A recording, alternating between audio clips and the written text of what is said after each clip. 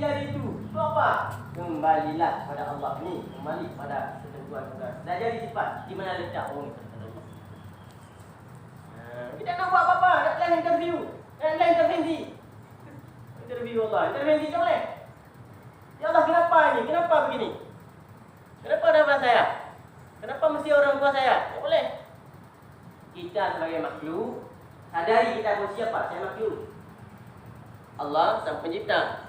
Bebas Allah nak buat apa. Serah. Allah memiliki sifat sepanjang majlis padanya. Saya ini lemah. Ketika ada hadir di situ, disitulah kita setidaknya dalam golongan hamba. Belum jadi hamba, sudah dalam lingkaran hamba. Ini protes. Maunya senang-senang aja. Dapat uang banyak, mobil mewah. Masalah dalam kehidupan dia tu mengeluh dengan Allah Taala, enggak reza, kayak ini, kayak itu. Depek-depek, enggak ikhlas, kecewa. Maka hadirlah. Jangan sering-sering kecewa Kecewa juga baik. Kenapa Ustaz? Karena dari asbab kecewa menghasilkan putus asa. Orang yang putus asa itu Allah yang enggak baik. Orang yang putus asa itu orang yang Allah tinggalkan dalam kasih sayang Allah. Maka dalam doa wala taj'alna minal qanitin, ya Allah jangan jadikan kami orang yang putus asa. Kecewa ni berefek bahaya. Orang-orang yang pohro yang kenapa bunuh diri? Karena sering kecewa. Dari efek kecewa, iman kurang, putus asa, dangkal. Iblis datang, gantung diri. Maka orang gantung diri itu terlepas rahmat Allah. Kenapa? Tak pernah lagi. Tak boleh. Dalam hidup ini jangan sering kecewa, buang kecewa itu.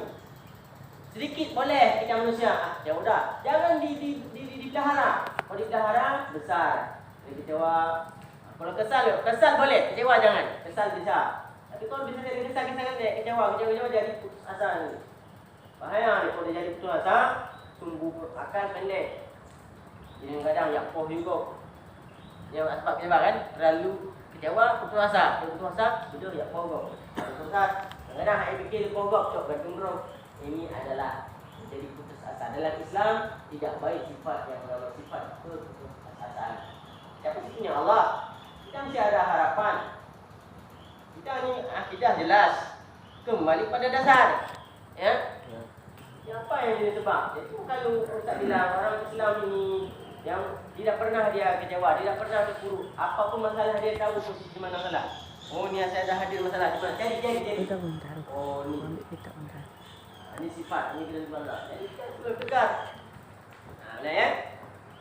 Itu qiyamun nafsi. Jelas? Pertolongan Allah. Kalau ia membutuhkan pertolongan orang lain, maka ia adalah lemah, tidak sempurna dan tidak berhak jadi Tuhan. Karena lemah, bagaimana jadi Tuhan? Tuhanlah kuasa, gagah, tegah, berdiri sendiri, tak membutuhkan pertolongan siapapun juga. Dalil sifat ini dalam Al-Quran, itu surat Al-Ankabut ayat 6, innallaha la ghaniyun 'anil 'alamin. Sesungguhnya Allah itu maha yang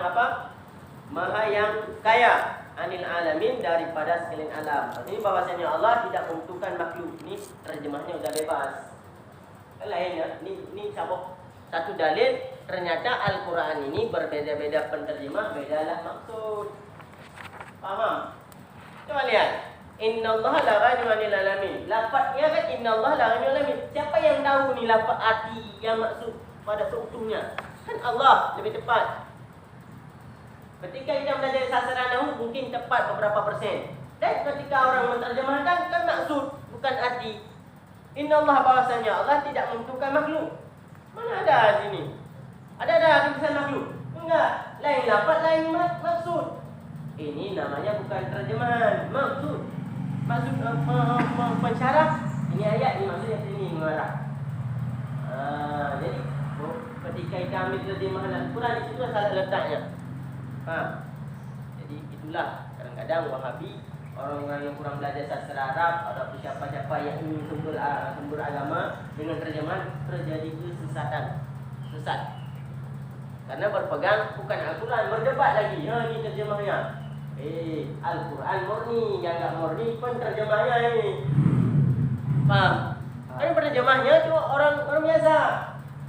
Coba lihat variasi Quran, kan ada. Ini Quran ini begini terjemah, Quran itu begini terjemahnya. Artinya yang menerjemahkan bukan suatu orang satu komunitas.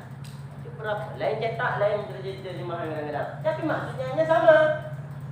Di sini letaknya, kalau ingin mengambil hukum pada Al-Quran, harus mampu kepada maksud Al-Quran itu sendiri, bukan pada terjemah. Itu kalau ada orang yang mengatakan mari kembali pada Al-Quran, kan kata Al-Quran. Itu apa pendapat ulama? Kau yang ngambil itu, kau ngambil apa? Kau mengambil Al-Quran. Terjemah ya, bukan Al-Qurannya. Jadi sama apa bedanya dengan saya? Ini saya mengambil pendapat ulama yang jelas. Pendapat Imam Syafi'i jelas. Pendapat ulama-ulama lain jelas. Ini terjemahnya Pak. Nggak tahu latar belakang dia siapa. Dan pemikiran dia. Maksud arti pada itu maksud dia. Jelas ya? Jadi orang-orang itu kalau dekat ini. Bagaimana juga kembali pada Al-Quran dan hadis? Kembali pada lafaz Al-Quran ini dan makna arti. Ambil Al-Quran itu yang ada arti, beri makna sendiri. Ambil mana? Jangankan beri makna, baca yang berifeng. Baca Al-Quran dengan macam kami ini baca. Gimana orang terjemah? Jadi janganlah kalau ada kawan-kawan soal balik pada Al-Quran, debat lagi ini orang kata ternyata tadi makna juga diambil. Jadi mudah sangat untuk mematahkan stigma mereka kalau yang mengatakan mari kembali ke enggak boleh merosak pendapat ulama. Dah ulama ni sudah tiap-tiap malam solat hajat, berdoa dalam memikirkan satu ayat Allah. Hati mereka bukan sekedar dan karangan ulama berkah. Berbeza. Berkah sangat. Tengok skripsi ulama. Tahu skripsi ulama? Tu kita majuli skripsi semua. Mereka kuliah Al-Azhar tu Al-Azhar yang ada di Mesir itu pesantren Imam Syafi'i. Al-Azhar. Itulah. Jadi kau percetak kuliah ini juga dicontoh kepada dasar dulu. Itu karangnya metode. Maka kalau perbandingan hari ini, skripsi sekarang kita buat, mana siapa yang baca? Malah dibuang, enggak tahu. Capek-capek ambil peng ke ambil permohonan. Enggak ada manfaat. Buat penelitian mulai judul ini judul itu. Tapi skripsi ulama dulu mereka buat semua jadi bahan pertimbangan. Maknanya sekarang mereka nulisnya bukan dengan akal semata, dengan penuh munajat pada Tuhan. Sejak ingin mereka menguraikan satu pembahasan, mereka solat dulu. Nah, di kepada Allah Taala. Jadi yang mereka kupas itu, yang mereka tulis itu murni. Manfaat. Dan hari kan luar biasa pengarang-pengarang buku hadir tu luar biasa. Kenapa enggak manfaat? Itu tanda berkurang. Maka penting kita belajar keberkah itu harus ada. Lupus saya dulu kan no. Sarjana S2, kemudian kemudian S1, S2, S3 kan. Gelar macam-macam. Master, kemudian doktor dan sebagainya, insinyur. Kemudian bahkan prof. Itu punya prof, yang prof kali dia. Ketika prof kali kanyu. Ternyata hadir itu keberkahan. Antara prof ini yang bukan prof, ada prof perbandingan dengan anak satu. Lebih kadang-kadang muncul ini karena keberkahan berbeda dalam hidup. Jadi bukan nilai titelnya keberhasilan orang itu. Dijawab kepada keberkahan. Titel itu penting. Di mana ketika dunia itu bersaing, kita harus bersanding. Kan? Kemudian ini jelas Qiyamul nafsi Allah diri sendirinya.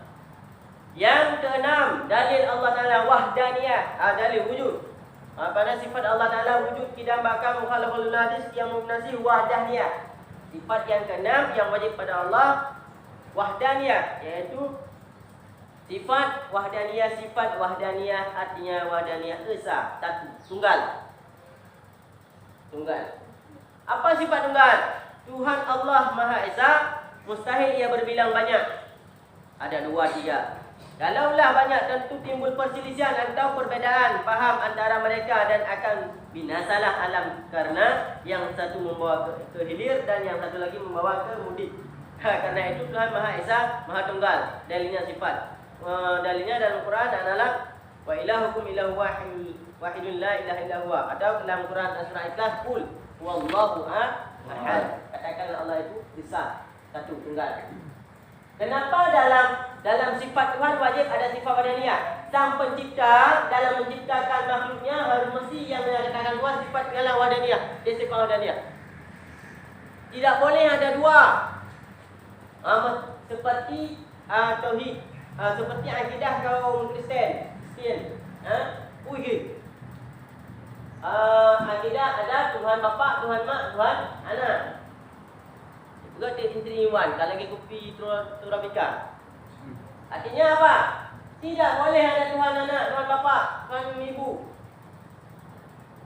Tidak ada. Seperti hari ini buat Trisila, kan dia pula buat Trisila. Dari konsep ketauhidan rumus 3 juga. Itu bayar. Ini tak boleh. Tidak ada yang namanya harus ada sifat ketuhanan itu tunggal wahdaniah. Jelas kita berpegang dengan Al-Quran. Tidak ada. Tidak berbicara sini Tuhan Ayah, Tuhan Ibu, Siti Maryam, anak Tuhan Nabi Isa, enggak. Nabi Isa dan Nabi Isa. Tidak ada, bukan Tuhan. Amin. Jadi jelas kita dengan ada ciri khas Ahlussunnah wal Jamaah, Tuhan wajib bersifat wahdaniah, maka jelas Nabi Isa bukan Tuhan. Ini konsep ini baik. Kalau hadir Dajjal nanti bukan Tuhan dia.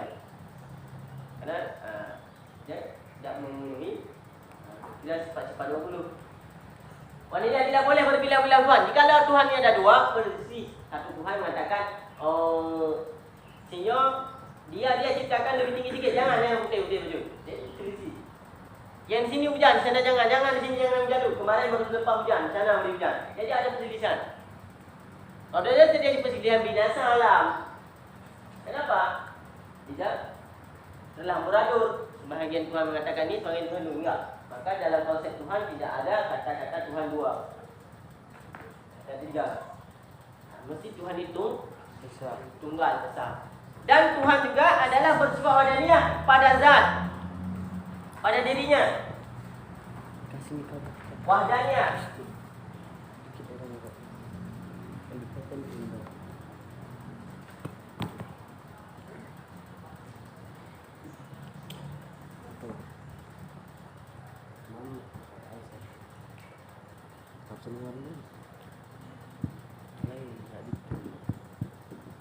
Wahdaniah. Wahdaniah Tuhan besar.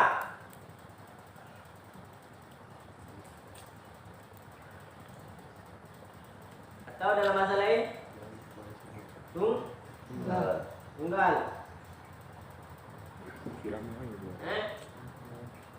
Besar wahdaniah. Besar Tuhan kepada zat satu. Zat. Artinya dirinya. Yang kedua, sifat. Satu, dua, sifat.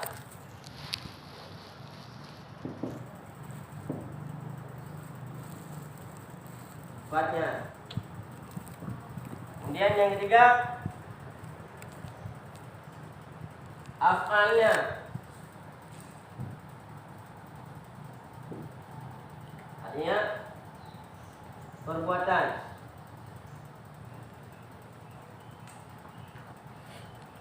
Perbuatannya. Ini Esa Tuhan. Sifat wahdaniah ini zat yang pertama Allah esa dirinya sendiri. Allah tidak boleh ada dua, ada tiga. Maka di sini ternafi atau dihalang konsep Tuhan yang namanya Tuhan Anak, Tuhan Bapa, Tuhan Ibu. Enggak ada. Tidak ada konsep ini karena wahdaniyah Tuhan pada dirinya, zatnya sendiri, dia sendiri wahdaniyah tunggal sendiri. Dan kepada sifatnya, mana sifatnya? Wujud satu. Hidang juga satu. Baka itu satu. Tidak ada boleh dua kekal. Di dunia ini tidak boleh ada dua sifat baka. Mesti satu sudah baka. Siapa? Sifat baka yang mesti pada tu. Enggak ada. Ada yang kekal satu lagi. Enggak ada. Jadi sifat Tuhan pun wahdaniyah tunggal. Apa sifat-sifat Tuhan? Wujud, hidang, baka, mukhalaf, daladis, yang munasib. Semuanya tunggal. Mana tunggal? Sifat itu dimiliki oleh satu saja. Tidak ada duanya. Nah, di sini yang hadir perbuatannya. Yang Ustaz katakan tadi. Ini penting tauhid dalam keseharian. Wahdaniyah pada af'al. Allah juga besar dirinya, dia wahdaniyah, tunggal sifatnya, juga tunggal perbuatannya, af'al. Jadi Allah ni sang Khalik. Allah Khalik kerana ayat Allah khalaqakum, Allah yang menciptakan engkau dan Allah yang menciptakan pekerjaan engkau. Faham? Jadi Allah selepas mencipta kita dan apapun yang berlaku ni Allah Taala yang menciptakan. Di sini perbuatan Allah. Jadi tauhid benar. Wajib pada wahdaniyah. Wahdaniyah Allah memiliki sifat keesaan. Esa pada dirinya. Tuhan ada sifat kan? Sifat-sifat Tuhan juga harus ada satu. Enggak boleh dua. Kidam harus satu. Yang munafik. Tidak ada pada yang lain kidam itu. Kidam yang demikian itu ada pada Tuhan satu. Jadi sifat Tuhan yang 20 yang wajib itu cuma satu, tunggal. Karena Tuhan itu tunggal. Ya. Kemudian perbuatan Allah Taala juga perbuatannya wahdaniyah. Mana wahdaniyah? Tidak ada campur tangan orang lain. Faham? Ketika Allah Taala menciptakan sesuatu hujan dan sebagainya, itu ada ketentuan Allah. Segala yang berlaku di alam ini semua wahdaniyah. Allah yang menentukan. Melingkai makhluk, melingkai makron, melingkai kena musibah. Semua af'al yang dilakukan itu adalah af'al wahdaniyah. Di sini hadis. Lupa. Apa dapat kek. Memang pada adat dia ikut dia. Marah-marah. Cukup selesaikan apa di mana yang patut. Sirah. Karulah Honda. Dah rosak. Buat dah baik-baik. Jangan habis. Menghakimi. Kembali orang Islam ada tauhid. Ini pekerjaannya. Af'al siapa? Satu. Maka mudah. Yang ada ke tolong kah? Dalam dulu kau mati kah? Murtad. Ini bahasanya sudah syarikat. Sudah ada perbuatan. Yang ada tolong kah dalam dulu. Kalau saya enggak tolong kau dalam sungai, dah mati kau. Sebut kata-kata ini. Sudah jangan. Kalau tak terjadi murtad. Kenapa? Kita membuat perbuatan jadi dua. Faham ya? Karena dalam konsep wahdaniyah, perbuatan itu yang terjadi dalam alam satu, yaitu perbuatan Allah. Perbuatan Allah. Faham? Maka ketika asbabnya kecelakaan, siapa yang buat? Asbab Allah jadikan dari ini. Hanyut sampai sembilan, tolong buat asbab pada kita. Asbab pada kita. Dan yang kerja itu afal Allah. Semua wahdaniyah kembali kepada Allah. Jadi apa yang berlaku di sini semua perbuatan Allah. Ayah kita ditembak, orang yang kita dibunuh orang lain, itu semua kembali. Itu asbab dia. Ada hukum syar'inya lain. Tapi pada hakikat apa? Allah tentukan dan Allah bekerja. Faham ya? Semua Allah bekerja. Tidak ada orang yang bekerja. Mas cakap juga. Menyakit panggil kita nyonya lagi secara jahat itu meh. Dipanggil hari ni HP sebagainya, elektronik yang canggih-canggih ni semua. Seolah ni hadir orang lain yang buat. Bukan. Allah akan buat. Allah hadirkan. Dan perbuatan yang Allah buat tersebut, contoh amanah berat. Allah berikan kemampuan kepada orang yang buat. Faham ya? Hari ini pesawat yang terbang itu terbang di mana? Itu letak ketika pesawat terbang itu letak kekuasaan Allah nampak sangat. Bukan yang ahli buat itu. Buktinya ada pesawat jatuh. Dia bukan ahli. Luar biasa. Di luar nala, di luar akal. Begitu beratnya besi, kenapa berat terapung? Katakanlah ilmiah. Ilmiah ini itu juga. Ilmu itu mana? Dari sifat Allah diberikan. Penemuan. Allah curahkan kepada dia. Tapi hadir di kuasa Allah. Allah yang mengerjakan semua. Kenapa? Kenapa Allah yang pesawat yang terbang itu Allah yang mengerjakan? Karena ada pada masa ketika Allah katakan kun jatuh. Anak udik lain mesin, tidak berlaku mesin. Tidak berlaku teknik ini membuat, tak jatuh. Ketika kapal itu tenggelam. Karena Allah yang mengerjakan. Maka wadah terapung pun Allah yang merampungkan. Ketika terbang melayang terapung di atas udara, Allah juga yang merampungkan di udara sampai di luar. Faham? Allah. Nan kawan, habis tawakal habisnya. Lu dah taikun siap dan ini kami kan kau ya dengannya ya Allah. Yang ada pun negara ana tahu dia. Ya, syahadu Allah. Allah. Matahari Manali. Pajak jadi. Udah, tinggal 15 menit lagi akan landas pada mana. Alhamdulillah. Dia jalan juga. Hotel sawah, kamu buka macam-macam pikiran. Mati serah kepada Allah. Tawakal habis. Karena pengalaman saya, unjak Malaya, kawat herd. Kawat berapa? Udah dalam kawat tak klik-klik macam tu. Pun ajak mang trauma ni, mari dia. Lepas ajak dah nyebur. Jatuh. Kerana ada vehicle-nya pocket. Naik pocketnya pernah. Hanam darah. Jatuh. 15 minit. Keras dia macam tu. Ternyata dapat kendali. Habis dah, tawakal habis. Di sinilah letak perbuatan Allah. Kata Allah. Pun nak pegang dia remang-remang. Nyerut urut habis baru. Dan rata-rata yang jatuh pesawat semuanya jarang selamat. Ketika berada di zona dekat terbangnya bukan ya kem-kem yang orang beriman. Di sini tes tawakal. Ini tawakal. Kalau ingin belajar tawakal bagaimana Ustaz kita ingin tawakal? Coba antum pergi naik pesawat sekali. Kawan tu nak tawakal. Bayang tu yang pesawatnya ni tak tahu dulu. Tidak ada yang menolong. Terus serahkan diri Allah. Tawakal lagi kan? Di situlah belajar tawakal. Ni perbuatan Allah Ta'ala semua satu, tidak ada dua. Jelas Allah Ta'ala sifat wahdaniah. Bagaimana wahdaniah? Dirinya Allah sendiri, zat tunggal, kemudian sifat-sifat Tuhan tunggal juga, kekal. Kekal apa? Baka sifatnya kekal. Kekal hanya satu. Hanya kepada tu, tidak ada dua. Kemudian perbuatan-perbuatan semua tidak ada yang dua. Baik ke? Dia hendak tolong kan mati. Tidak.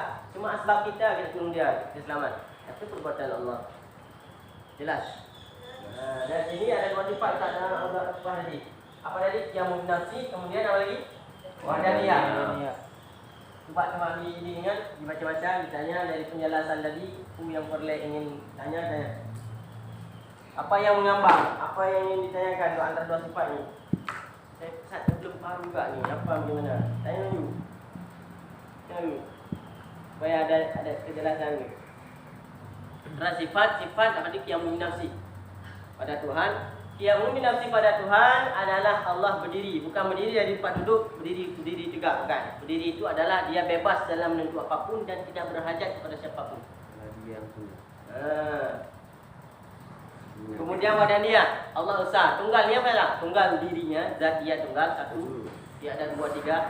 Maka dalam surah Al-Ikhlas, Allah SWT dalam jadi soalan, dia tidak diperanakkan dan tidak diberanak, tidak beranak dan tidak diperanakkan.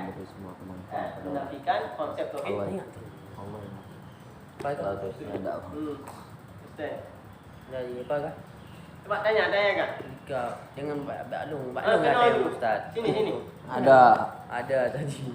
Apa tanya? Ustaz, kan Allah yang memberi semua kemampuan orang-orang buat ini buat itu. Jadi kenapa Allah mengizinkan untuk orang-orang yang buat yang nggak baik, Ustaz? Kayak seperti judi itu. Ya. Gimana, Ustaz? Bagus pertanyaan itu. Karena ada sebahagian kaum yang menyatakan Allah berbuat kepada yang baik-baik saja. Ini ahli sunnah, semuanya pergerakan itu semua yang melakukan Allah. Kenapa seorang perempuan pelacur, ketika hari pelacur, kenapa dia berani? Karena keinginan dia. Keinginan kepada buruk. Karena segala al-amal binniat didasari pada dasar niat. Maka hati-hati dalam konsep hidupnya, dalam buat program dan niat kita diawali diniatkan apa? Perencanaan kita apa? Itu penting sangat, dasar. Maka kenapa ada di pertanyaan? Kenapa Allah Ta'ala mengizinkan? Karena terlebih dahulu Allah telah menyediakan surga dan nerakanya. Faham? Sebelum ini Allah telah terlebih dahulu menyediakan neraka dan surganya. Di mana letak kasih sayang Allah? Allah letak surga. Allah buat surga itu lebih. Ini menandakan Allah tidak zalim. Karena sebagai orang kata Allah zalim, membiarkan hambanya, umatnya begitu saja. Tidak. Allah adil. Di mana letak Allah itu Maha Pengasih? Surga Allah 8 buat menandakan sayang untuk umatnya banyak lebih masuk. Faham? Neraka 7 Allah buat. Kenapa ada proses? Ada baik. 2 khutuwah langkah. Allah katakan khutuwah itu syaitan, langkah syaitan. Karena dasar mulanya kembali pada sejarah. Allah sayang kepada makhluk yang diciptakan. Iblis sendiri Allah letak mula-mula tempat di mana? Surga kan? Allah letak buat surga, berikan fasilitas untuk iblis dalam surga. Dan iblis itu sangat hebat. Iblis itu guru para malaikat. Ahli hadis, ahli tafsir, ahli tauhid, ahli semua. Ahli hebat dan tempat dalam surga. Apa menyebabkan iblis Allah murka pada iblis? Marah pada iblis? Sedikit saja karena memiliki sifat Tuhan pada dia. Apa sifat Tuhan? Sifat takabur itu yang dimiliki oleh Tuhan. Ingat, ini sifat Tuhan, takabur. Di lain sifat 20. Sifat Allah banyak. Allah Akbar, Allah Maha Besar. Takabur, sifat takabur itu yang membesarkan diri, yang boleh membesarkan diri itulah Khalik, sang pencipta. Allah. Sifat takabur, sifat akbar itu sifat Tuhan, dia tak boleh memiliki orang lain. Nah, iblis ketika Allah perintahkan iblis fasjudu ila Adam, sujud pada Adam. Para malaikat asalnya malaikat sujud, tapi para iblis aba wastakbara. Mereka enggan dan merasa dirinya lebih besar. Tidak ya Allah. Sehingga dalam surah ayat lain Allah tanya kepada iblis, apa menyebabkan engkau kan iblis tidak mau sujud pada Adam? Ini beri pada sujud bukan sujud. Mana? Beri penghormatan. Kenapa enggak mau pada beri penghormatan? Para malaikat mau, pada engkau enggak mau. Ya Rabb, ana khairum minhu. Saya lebih baik pada dia. Ini contoh bahasa lebih bahaya. Ana khairum minhu. Saya lebih baik padanya. Khalaqtani min nar wa la khalaqtahu min tin. Ya Rabb, saya lebih baik pada dia. Engkau ciptakan saya dari api dan engkau ciptakan dia dari tanah. Lebih mulia api pada tanah. Dan saya lebih dulu pada cipta. Inilah iblis. Yang dulu ahli tafsir, ahli hari dan tempat surga dan guru para malaikat, dia punya sifat membangkang dengan Tuhan, memiliki sifat besar. Makanya kayak Icok keren draw, mengambil besar diri, membesar bangana. Ternyata membangkang Allah, dia membangkang Allah, sifat Tuhan telah diambilnya. Tidak mau, itulah murka Allah. Jadi murka Allah bukan dengan apa? Takabur. Dikeluarkan iblis. Apa kata iblis? Ya Allah, ya Allah, lebih dari dunianya. Saya dikutuk sampai hari kiamat saya dan berikan tangguh saya. Saya berikan ketika saya turun ke dunia, saya yang tidak pernah ajal, yang bertangguh sampai hari kiamat nanti. Beri. Boleh, maka iblis tidak ada yang nama merasa kematian nanti akhir kiamat. Jadi pun iblis yang goda Adam sampai cucu-cucunya, cici iblis sampai sekarang, iblis sekarang sampai iblis yang waris satu sekarang semua ditarik, dihentak yang mana mati itu. Dirasakan azabnya. Ditangguhkan azab Allah. Meminta kepada Allah Taala iblis. Allah berikan izin. Perjanjian ini. Ini perintah. Perjanjian berjanji. Ya Allah, saya berjanji. Saya akan menggodakan semua anak-anak cucu Adam. Allah kata, ya Allah izinkan. Jawab Allah Al-Quran. Dan saya izinkan. Ke permintaan iblis. Ya. Jawab kenapa Allah izinkan permintaan iblis?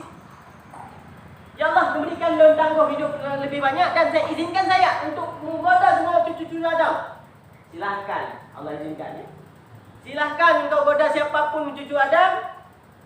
Dan siapa-siapa yang ikut engkau bersama engkau dan neraka jahanam Allah ancam itu.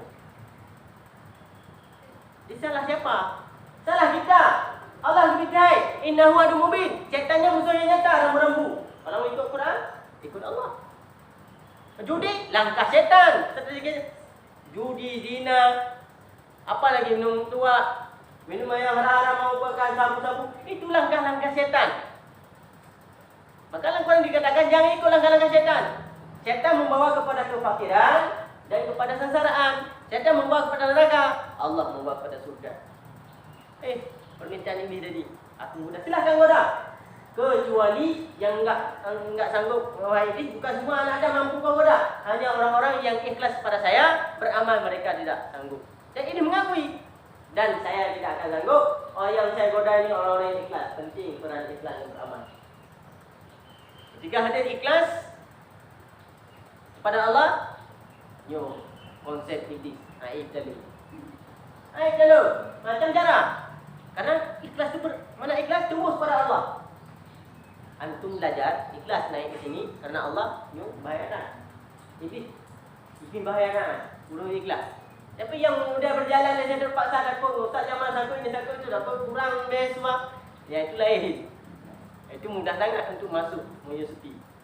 Jadi inti cerita dan sejarah tadi, kenapa pertanyaan tadi? Allah mengizinkan. Satu poin, karena ada dulu. Karena Allah sayang. Perjanjian, permintaan antara iblis dengan Allah. Ketika Allah kutuk iblis, keluarkan dari surga, iblis meminta panjang umurnya sampai hari kiamat, dan dia akan meminta izin untuk menggoda anak cucu Adam mengikutinya. Dan Allah beri izin itu. Beri izin itu.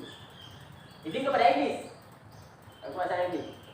Dah. Kemudian Allah katakan, siapa yang mengikut engkau dan pengikut-pengikut engkau ni akan neraka jahanam. Dan Allah sayang pada kita. Allah beritahu dalam Quran, baik tak ikut langkah-langkah syaitan. Jangan kau ikut langkah syaitan. Bahawa syaitan itu musuhnya nyata. Bila tak ikut syaitan juga, maka Allah sebagaimana yang telah menjanjikan dengan iblis, pengikut engkau dan engkau dalam neraka. Kemudian Allah bukan semata-mata memberi izin demikian. Allah memberi peringatan juga. Jangan ikuti langkah-langkah dia. Dia membawa pada neraka. Maka judi tadi, kenapa orang Allah izinkan? Karena itu langkah syaitan. Ketika dia langkah syaitan, Allah bukan membiarkan. Maka kembali pada kita. Niatkan bagaimana? Itu kita nak, Allah berikan. Faham? Dan satu sifat jaiz pada Allah. Kembali pada Nabi. Allah boleh menentukan siapapun untuk masuk neraka dan surga. Ada ahli maksiat, Allah masukkan dalam surga. Ini sifat jaiz pada Tuhan. Di luar perjanjian dengan iblis. Faham? Ada ahli maksiat masuk surga, ahli ibadat masuk neraka. Kembali kepada sifat jaiz. Allah boleh menentukan dan Allah tidak menentukan. Bagaimana ahli maksiat? Ahli maksiat masuk surga, maksiat akhirnya dia taubat. Faham? Dia taubat. Maksiat, habis maksiat. Ahli maksiat, bos maksiat loh. Tapi akhirnya dia insaf taubat. Lusa mati dia dapat mengucap kalimat syahadat la ilaha illallah. Masuk surga. Hadis yang siapa yang menjamin ahli surga? Nabi. So yang akhir kan tu maksudnya so ke Nabi. So yang akhir hayatnya yang mengucapkan kalimat la ilaha illallah dakhalal jannah majanan. Masuk surga dia secara gratis. Secara gratis tiada interview pakai enggak untuk amalan tidak. Dosa bina dosa pun semua dosa Quraisy, apapun dosa itu tetap masuk surga. Langsung pun masuk surga. Maka nilai kalimat la ilaha illallah itu sangat mahal. Kan semua orang tengok orang mau mati, cekang lidahnya. Kering. Kalau mati 3 jam lagi atau setengah hari lagi mau mati, cekang lidahnya. Dikunci oleh Allah. Enggak tahu. Sebab kalau enggak dikunci mudah kan? Ada orang talqin la ilaha illallah, mati masuk surga. La ilaha illallah mati, masuk surga semua. Jadi yang menentukan kalimat la ilaha illallah itu juga Allah. Karena Allah berikan pada dia. Karena sifat jaiz Allah. Allah ingin dia masuk surga. Tapi bukan semata-mata menan. Yang mana Allah Taala dia dempu-dempu kata dah pupus pun galak tu. Tak boleh kerana itu sifat Tuhan. Kita ikhtiar wajib untuk menjadi baik. Tapi baik akhirnya kita jadi jahat juga. Subhanallah. Nak cerita apa? Yang cerita bukan cerita dongeng, cerita Aladin Bersepit. Kisah nyata. Kisah para al-muhibbin, para syekh. Dalam al-kisah kita menyatakan dulu ahli kasyaf. Faham ahli kasyaf kan ada sekarang. Aku pernah dengar orang yang bisa melihat, bisa menerawangkan batin. Ahli kasyaf. Ada ulama ahli kasyaf. Dia belajar, murid macam ini belajar murid. Jadi murid ini dulu ternyata murid ini soleh dah, taat. Diberi satu kelebihan yang Allah kasyaf. Misalnya katakan family, ibu dah tahu. Ustaz yang mengajar di sini dia tahu. Nampak langsung. Guru yang tempat dia belajar, tempatnya dalam neraka, nampak itu. Sehingga murid yang belajar tadi dia kasyaf, Dia tahu tempat kedudukan gurunya nanti di neraka. Gurunya dah nampak. Walau seorang guru besar, ulama besar, mengajar kita, mengajar ni, pengikut banyak, tapi diberi kasyaf pada muridnya. Beri kasyaf. Kedudukan gurunya di mana? Di neraka. Seketika itu murid keluar, menangis. Ya Allah, aku lebih, ya Allah, kenapa kau nampakkan pada saya? Tinggal orang berani belajar lagi kepada ahli neraka. Takut. Mau bilang kepada guru enggak, takut. Susah, gelisah. Ada beberapa hari pengajian yang ikut sehingga ditanyakan oleh gurunya. Mana sepulan? Kenapa enggak hadir? Biasa tekun, belajar ikut, tidak pernah dengar. Tak tahu. Jumpalah dengan pada suatu hari, pada beberapa hari kemudian, jumpalah dengan guru. Ditanya, kenapa kau enggak masuk belajar? Ada apa? Sakit punya? Menangis.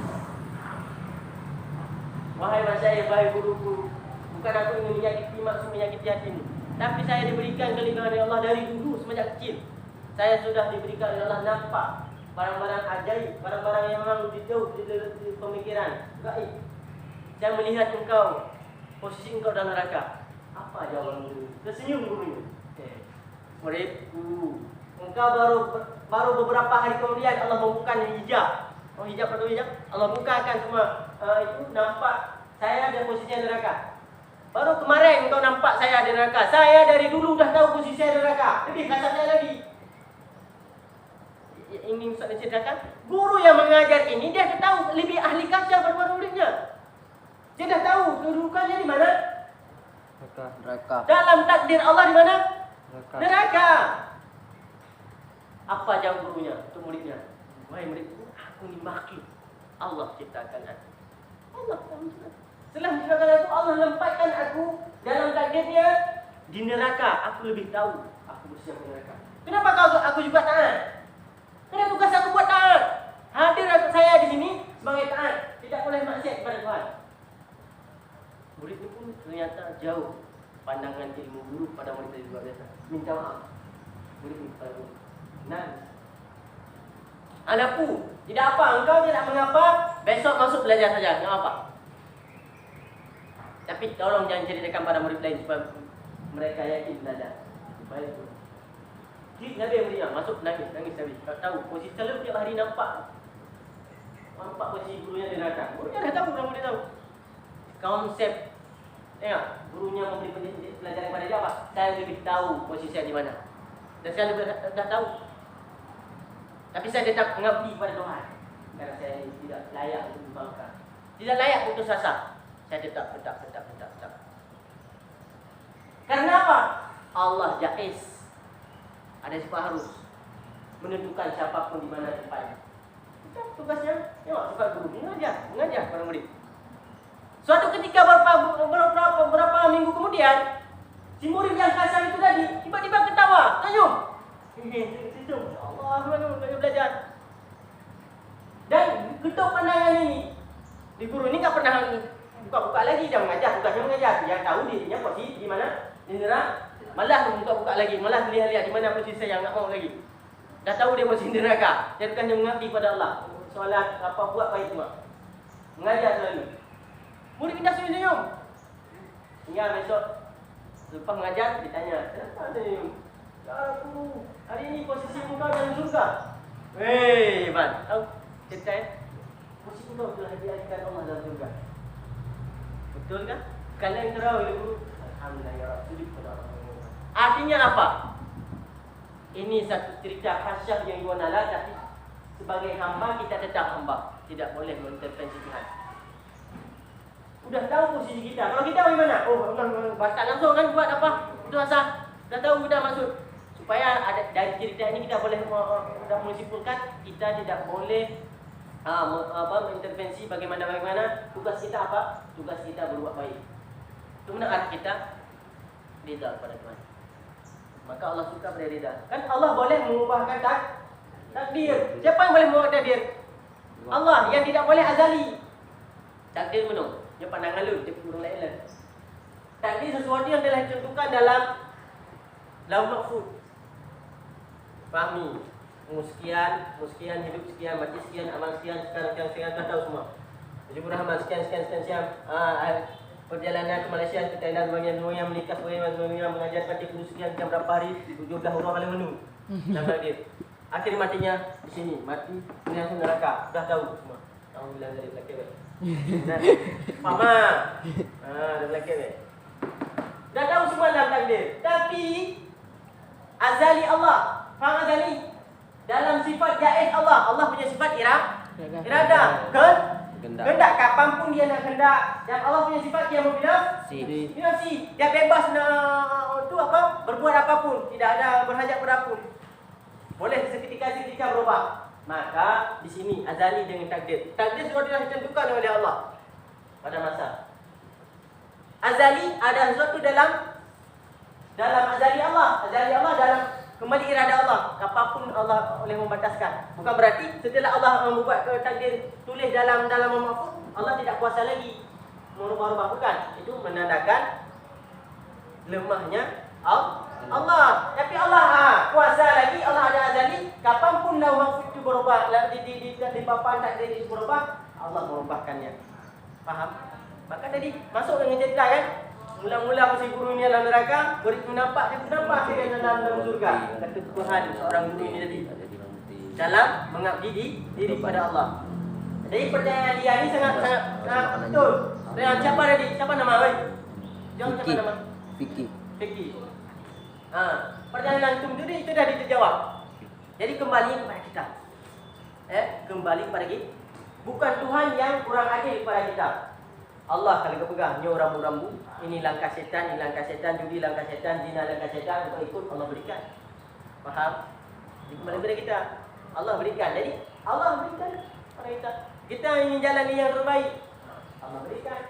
Akhir penentuan siapa? Allah juga yang menentukan di mana tempat kita. Husnul khatimah atau su'ul khatimah. Itu yang paling kita tuti. Imam Ghazali dalam satu riwayat saya baca ini macam tergores tempat menetes air mata di mata. Selepas solat Imam Ghazali menetes sendiri air mata.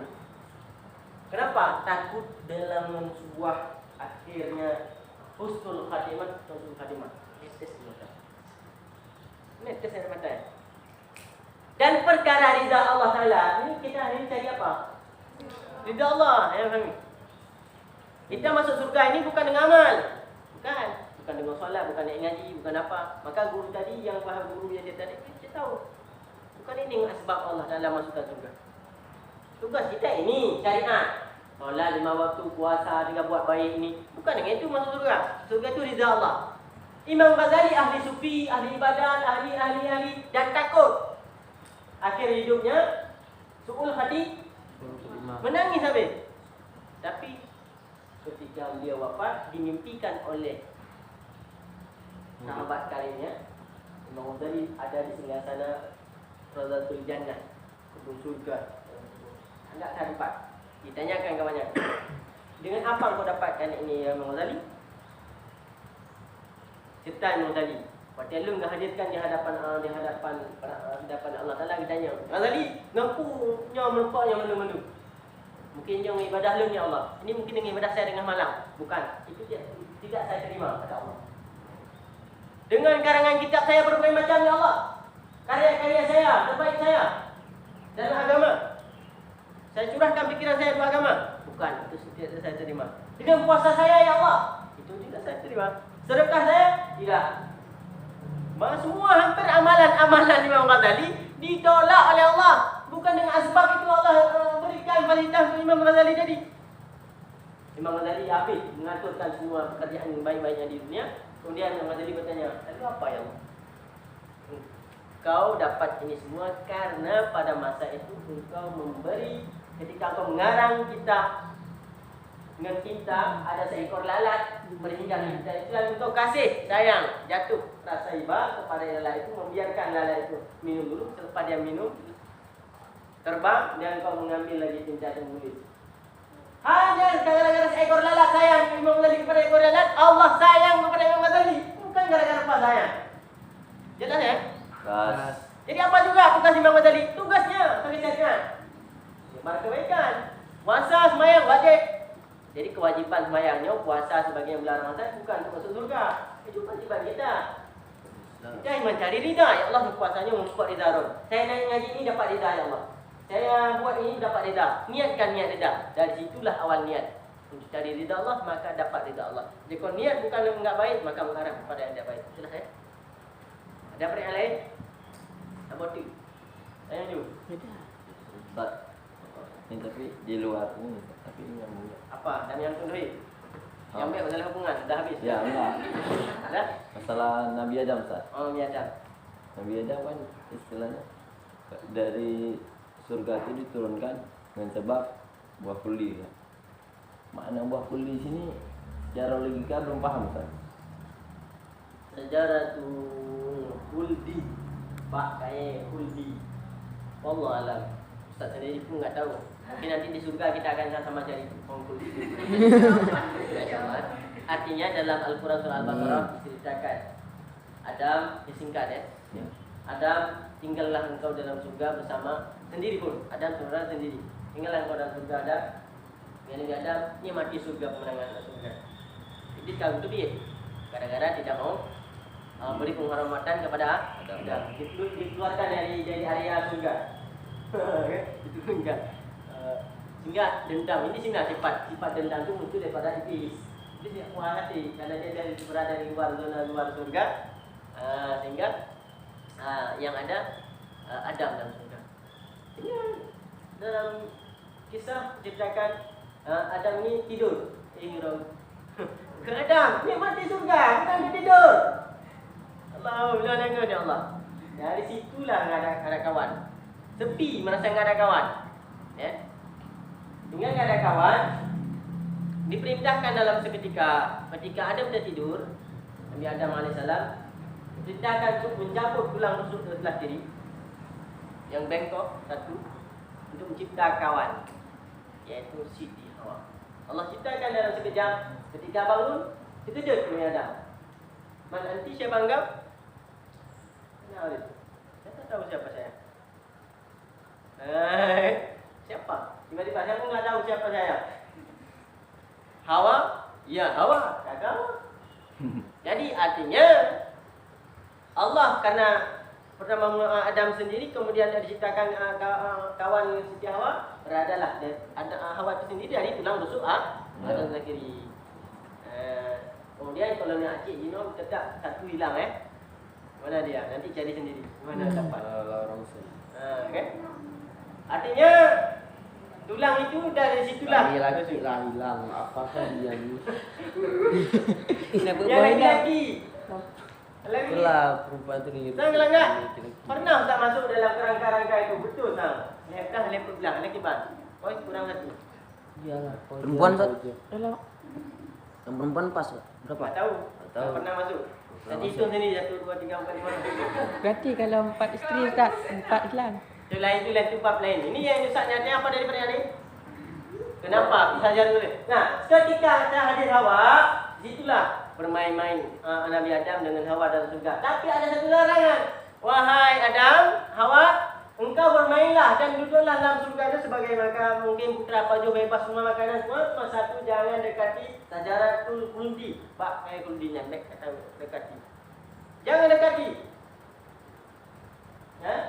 Karena apa? Lain bebas makan, itu satu jangan makan.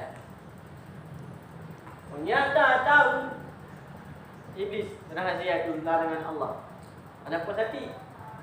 Sehingga asah dikatakan dalam tafsir Al-Quran, asahnya ular.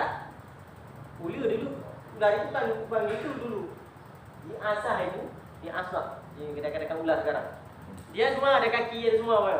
Dia ni diberi tugas untuk keluar masuk dalam surga, dan keluar masuk surga dan keluar. Sehingga di sinilah kesempatan iblis. Ai pegang awak boleh. Wahai asah. Saya mau masuk surga, apa boleh? Dia boleh. Malaikat jaga pintu surga apa ya? Tak memberi, ketat sangat. Dia buat titik-titik. Sekarang ada penjaga lebih ketat lagi tu. Kau boleh masuk. Kau dah dikeluarkan oleh Allah. Sehingga dirayu. Ini dirayu. Dirayunya di pengusaha kepada asah dulu. Saya ingin memberitahu berita. Sekejap saja ingin jumpa Adam dan Hawa. 5 menit lepas saya keluar lagi. berani ya iblis. Walaupun engkau dulu sama-sama aku dalam surga, sahabat karib, sapuh minum putih, tapi aku hari ini tak berani. Kau kenal masa ni? Tak berani aku menentang. Takut nanti Allah tahu dan sebagainya, tahu nanti malaikat tahu bagaimana. Tiap hari. Maka boleh Sofi, kalau tiap hari kita jumpa bagaimana? Tetap dia. Tiap hari. Sehingga iblis pun di asal pun dah mengatakan bagaimana caranya. Ini langsung pasti tak bisa. Saya tak tahu. Saya masuk dalam diri engkau. Tambah iblis dalam diri asal, kemudian asal kan keluar masuk dia. Dia boleh keluar. Waktu masuk kan, malaikat kan yang mungkin dia dah tahu si asal. Tugas dia keluar masuk dari surga. Udah orang dalam, orang dalam biara, orang apa? Satpam. Karyawan dalam misalnya. Nggak masuk. Ternyata dalam tubuh asal itu ada Iblis. ada iblis tadi. Dari situ sempat masuk dalam surga, datanglah kepada bukan Adam, Hawa. Ini filosofinya belajar. Karena kalau kepada Adam langsung jelas lalu iblis. Dia datang kepada Hawa. Hawa nggak kenal. Enggak, dia tahu. Tahu Dan ya. iblis itu dapat informasi karena setiap keluar masuk asal ditanyakan apa-apa dalam surga. Saya diceritakan yang sah. Ceritakan semua-semua, dia tahu. Penasaran iblis. Tahu isi apa keadaan dalam surga. Tentang waktu di sebagainya. Ternyata ketika mendapat Hawa, panggil Hawa. Pas Hawa ini, wahai Hawa, saya iblis ada wujud. Iblis tetap dalam asal. Tapi yang dikuasai asal kan? Jadi asal ini bercerita. Nampak dengan Hawa. Hawa, sebenarnya kenapa Allah Ta'ala tidak memberi makan buah kuldi itu? Karena buah kuldi itu adalah kuldi abadan. Adalah kuldi abadan. Engkau jika makan dengan Adam yang buah kuldi ini, engkau akan kekal dalam surga. Tidak dikeluarkan. Selamanya dalam surga. Mendapat. Dia bisa pintu surga akan terkunci. Kau akan abadi selama di sini. Ditipu muslihat. Karena awak ni asah. Tipulah. Sikat cerita muslihatnya. Betulkah? Betul. Lalu bagaimana? Apakah dia Allah? Bukankah Allah melarang? Itu larangan Allah cuma sebagai jasa. Kan dilarang kepada Adam. Engkau enggak. Tertipulah wanita dari istri Hawa tadi. Istri Hawa. Mengambillah buah kuldi itu, dikupas dalam tafsir ya. Allah bagaimana buah kuldi itu? Yang negatif dulu. Ada yang katakan macam-macam dia. Dikupas sehingga di sinilah letak kenapa Adam termakan. Jadi istilahnya iblis menguasai Asa menguasai Hawa, Hawa menguasai Adam. Tinggal Adam dengan ramai-ramainya disediakanlah sebuah itu makan. Lepas dia makan, di sini sikit Allah tegur langsung. Adam, kenapa makan buah kuldi? Ketika ya Allah, mulai dong dan termakan. So, ya Allah ya Rabb, bersidang ya Allah. Kenapa dia pelanggaran? What? Sehingga dikun ya Allah. Dikun Nabi Adam. Ya dah salahnya. Dan halal lupu ya Allah. Hawa yang beri pada saya. Bersidang apa? Hawa, kenapa engkau petik buah kuldi? Ya Allah, azah yang mulia ya Allah. Azah. Kenapa engkau menyuruh Hawa demikian? Bahkan itu melarang saya. Ya Allah, iblis yang you. Iblis. Maka ini laknatullah alaih. Sehingga diberi hukuman masing-masing. Iblis di situlah kata-kata iblis laknatullah dalam Quran. Iblis engkau terlaknat. Kita mah Allah sudah buat pelanggaran luar ya. Biasa kan biasa ada yang iblis engkau terlaknat sampai kiamat. Sujud semua. Dan engkau asal tak potong kaki engkau. Dihukum Allah potong kaki jangan perut. Kau jalan dengan perut. Dan wujudnya dua. Dan Hawa, bagaimana engkau dah memetik buah itu bergetah, maka saya buat Allah berhukum kepada Hawa adalah tiap bulannya engkau akan mengalir darah. Itu filosofi dari darah pada getah. Bagaimana ada getah itu keluar, maka sebagai hukumannya engkau akan mengeluarkan darah tiap bulannya sebagai kenangan. Baik maknanya kena asbab pertibuan itu bergetah. Tiap bulannya datang. Maka seluruh hawa-hawa sekarang tiap bulannya datang. Nah itu dah. Dan kita Nabi Adam tidak ada masalah. Tidak ada dihukum apa-apa. Sehingga cuma kekeh pada Nabi Adam ya Allah. Adam yang kata pelanggaran tatrun jadi kita menguat dengan Hawa dan dipisahkan Hawa dengan Adam. Beberapa sekian waktu baru dipertemukan lagi. Nanti ada masanya masuk lagi dengan iblis kan. Ada yang ke iblis dengan Allah cikgu iblis mendu. Iblis masakan ni dia. Nah, kalau kita yang lagi bukan Allah yang tahu. Allah tahu memang itu dalam alur cerita takdir Allah. Takdir Allah faham. Jadi kan dia menentang, menentang nyonya. Allah kan enggak tahu dari kau sempat iblis. Dah tahu Allah Taala bagaimana tu semua tahu. Cuma alur cerita takdir Allah sudah memang begitu. Jadi itulah. Dalam tafsir, bukan kita dongeng yang Ustaz buat ni, cuma bahasa Ustaz cerita saya. Dalam tafsir ada ceritanya. Ya. Kan mungkin sama lafaz di sana bahasa Arab. Jadi buat. Jadi maksudnya demikian, lebih kurang demikianlah. Jadi buah khuldi itu sendiri pohon, bukan negatif. Ada yang mengatakan payudara muncul sebagainya bertuah bukan. Itu lain. Ada yang mengatakan bau putih. Bau putih bau khuldi. Putih bau putih. Dua-duanya bergetah lah bau putih. Bukan. Ada kawan saya tak faham apa dia kata dia cuma makan bau putih. Dia kata buah khuldi dalam surga. Allah Rabbi. Kalau kita ni lain-lain pemikiran orang. Jadi itu. Allah ya. Saya kirim ya. Ni tulis malaikat-malaikat nanti.